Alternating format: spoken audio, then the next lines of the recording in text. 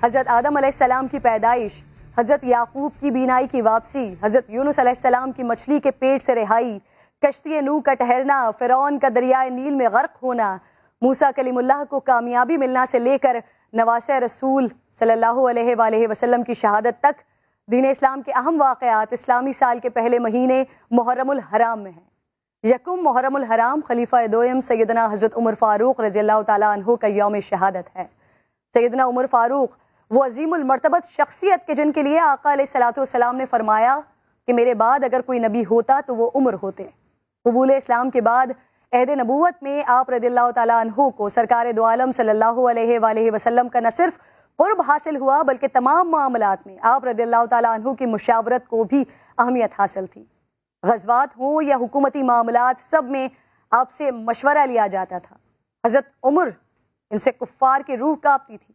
رسول پاک نے فرمایا عمر جس راستے سے گزرتے ہیں شیطان اپنا راستہ بدل لیتا ہے۔ آپ کے دور خلافت میں اسلامی سلطنت کی حدود 22 لاکھ مربع میل تک پھیلی ہوئی تھی۔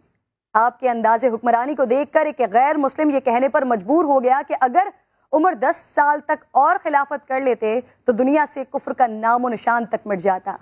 آپ نے بیت المال کا شعبہ فعال کیا، اسلامی مملکت کو صوبوں اور ضلعوں میں تقسیم کیا، مردم شماری کی بنیاد ڈالی، قاضیوں کے لیے خطیر تنخواہیں متعین کی، پولیس کا محکمہ قائم کیا، جیل کا نظام قائم کیا، جلا وطنی کی سزا متعارف کروائی، زراعت کے فروغ کے لیے نہریں کھدوائیں۔ عدل و انصاف کا یہ عالم تھا کہ راتوں کو اٹھ کر روتے، غمزدہ رہتے کہ ہے کوئی ضرورت مند، فرماتے اگر نہر فرات کے کنارے کوئی کتا بھی مر جائے تو عمر سے پوچھا جائے گا۔